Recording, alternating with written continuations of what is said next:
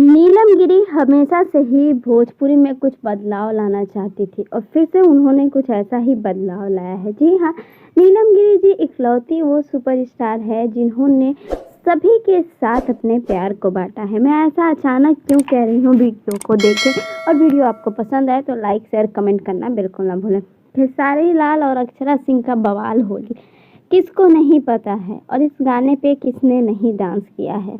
लेकिन किसी भी भोजपुरी की कोई स्टार या कह सकते हैं कि एक्ट्रेस ने इस गाने पे वीडियो नहीं बनाया, लेकिन नीलम गिरी ने खेसारी लाल और अक्षरा सिंह जी के इस गाने पे ऐसा वीडियो बनाया जो सोशल मीडिया पे सच में बवाल कर गया है।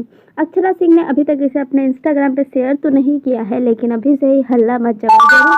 अक्षरा सिंह शेयर करेंगी और आपको बता दूं कि नीलम गिरी जी का ये वीडियो सोशल मीडिया पे वायरल होने का एक और कारण है कि उन्होंने तहलका मचा दिया है। वीडियो की कुछ क्लिप मैंने आगे ऐड कर दिया, आपने देखा ही होगा और बस यही कहूँगी कि ऐसे ही नीलम गिरी जी को प्यार देते रहें जिन्होंने हमारे भोजपुरी में कुछ अलग और अनोखा करने की ठान ली है। वीडियो कैसा लगा हमें कमेंट में एक बार आप लोग ज़रूर बताएं।